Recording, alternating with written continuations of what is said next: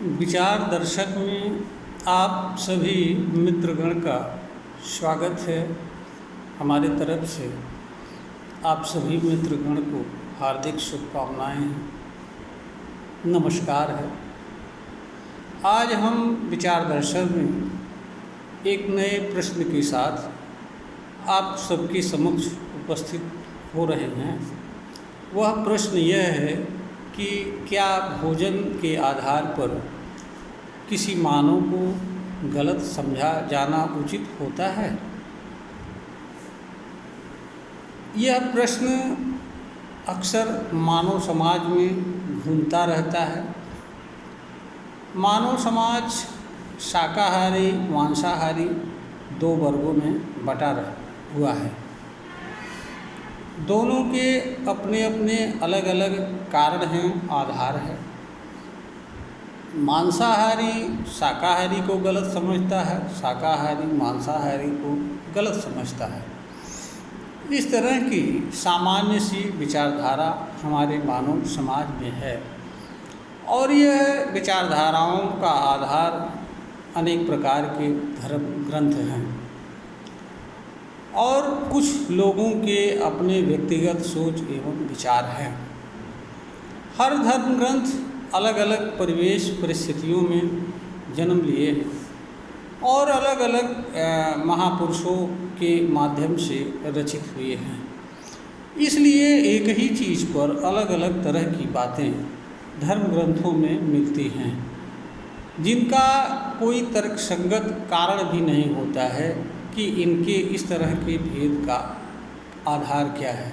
और धर्म ग्रंथ इस तरह के भेद के आधार को बताना भी उचित नहीं समझते हैं। धर्म ग्रंथ किसी चीज़ के लिखे जाने का या बताए जाने के कारण या एवं औचित्य पर भी कोई प्रकाश नहीं डालते हैं। धर्म ग्रंथ के सामने व्यक्ति की दो अवस्था होती है, या तो उसे वह माने अथवा न माने। यह सामान्य सी दशा मानव की होती है।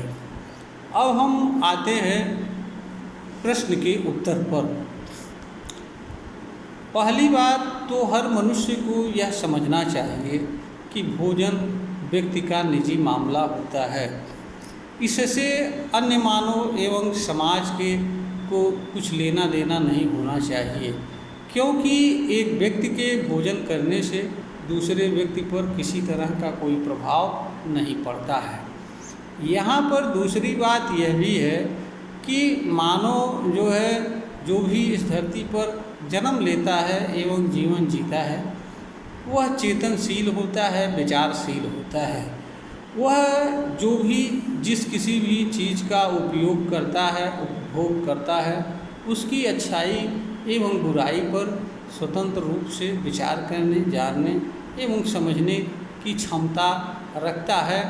उसके लिए क्या अच्छा है, क्या बुरा है, किसमें उसका कल्याण है, किसमें उसका कल्याण नहीं है, आदि बातों को जानने एवं समझने की शक्ति एवं अवसर उसके पास उपलब्ध होते हैं। मानव की इस शक्ति को किसी को छीनने या उसे न्यून करने का अधिकार नहीं प्राप्त है। जो लोग इस तरह के कार्य करते हैं या मानव की इस सहज मानवीय शक्ति के विरुद्ध किसी तरह का विचार रखते हैं, लेख लिखते हैं, वे मानव और मानवता और मानव की शक्ति सभी का उपहास उड़ाते हैं। अन्य मानव एवं मानव समाज को मानव के उसी कृत्य में हस्तक्षेप करने का अधिकार प्राप्त होता है जहाँ पर किसी मानव के कृत्य से दूसरे मानव को या मानव समाज पर किसी तरह का प्रतिकूल असर पड़ता हो, पीड़ा एवं दुख पहुँचता हो। जिन कार्यों से दूसरे मनुष्य को या मानव समाज को किसी तरह की पीड़ा व तकलीफ नहीं होती है, उन कार्यों में किसी को हस्तक्षेप करने की आवश्यकता नहीं होती है और ना ही उचित होता है। तो भोजन व्यक्ति का एकदम निजी मामला होता है।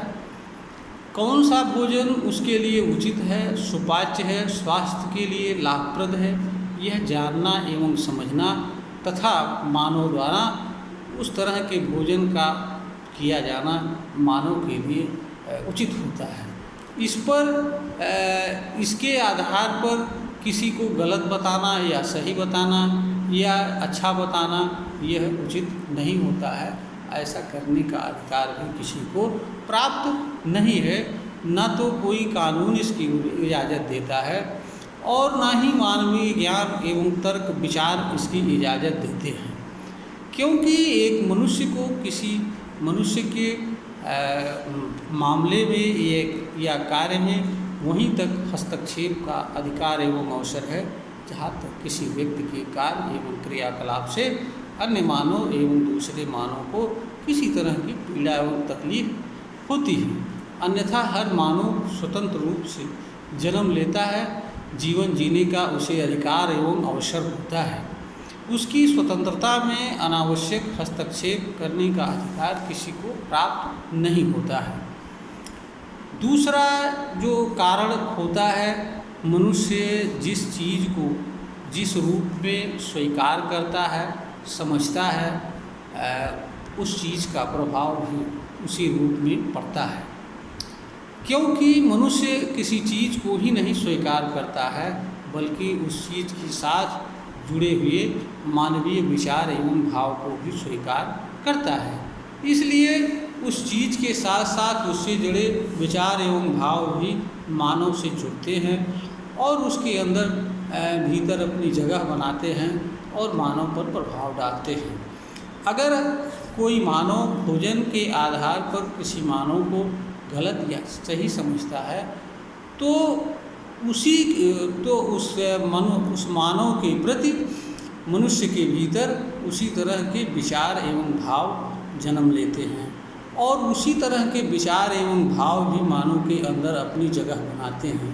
मान लीजिए अगर आप किसी मनुष्य को भोजन के भिन्नता के आधार पर गलत समझ रहे हैं तो ऐसे मनुष्य के प्रति आपके भीतर जो विचार एवं भाव बनेंगे वह भेदभावपूर्ण बनेंगे, वे देशपूर्ण बनेंगे। उनसे आपके भीतर ऐसे मनुष्य के प्रति ईर्ष्या, द्वेष भाव और बुरे भाव सहज एवं स्वाभाविक रूप से बनेंगे तथा अपनी जगह बनाएंगे। जहाँ तक विचार एवं भाव की बात होती है वो अदृश्य जरूर होते हैं किंतु उनका अस्तित्व स्वतंत्र होता है। वह न तो मानव के हितैषी होते हैं और न मानव के शत्रु होते हैं। मानव जिस तरह के विचार एवं भाव को स्वीकार करता है वही मानव से जुड़ते हैं और वही विचार एवं भाव मानव के ऊपर अपना प्रभाव छोड़ते हैं।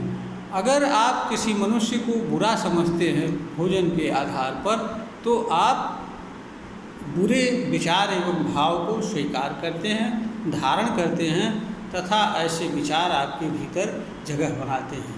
मनुष्य ऐसे विचारों से और ऐसे विचार से बने भाव से पीड़ित एवं दुखित होता है और बहुत सारे अवसर पर मनुष्य इस तरह के विचार एवं भाव के अनुसरण में बाह्य कर्म भी करता है जिससे उसके कर्म से भी किसी को पीड़ा पहुंचती है और किसी को संतुष्टि आती है। तो किसी मनुष्य के लिए कभी भी यह उचित नहीं हो सकता है कि वह ऐसा कर्म करे जिसके कारण उसके भीतर ऐसे विचार एवं भाव बने जो उसके लिए ही पीड़ा एवं दुख के कारण बने। हमारे समझ से, ज्ञान की दृष्टि से, समझ की दृष्टि से और मानवता की दृष्टि से और मानव के सुखद जीवन जीने की दृष्टि से यह किसी भी दृष्टि से उचित नहीं हो सकता है। तो इन दोनों आधार पर एक मानव को भोजन के आधार पर किसी अन्य मानव को गलत समझना या बुरा समझना अथवा अच्छा समझना यह उचित नहीं है। हर मानव को हमेशा अच्छा ही समझना चाहिए। कभी किसी मानव में किसी तरह की बुराई नहीं खोजना चाहिए, न देखना चाहिए, क्योंकि आप जिस मानव को के प्रति अपने भीतर जैसा विचार एवं भाव रखेंगे वह मानव वैसा ही आपको दिखाई देगा।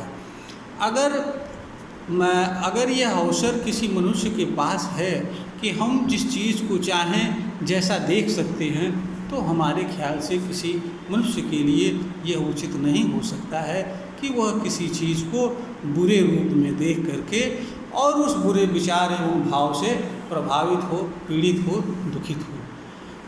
यह सभी कारण हैं जो हमने बताए और जिनके आधार पर विचार दर्शन यह कहता है कि भोजन की भिन्नता के आधार पर एक मनुष्य द्वारा दूसरे मनुष्य को गलत समझा जाना उचित नहीं होता है।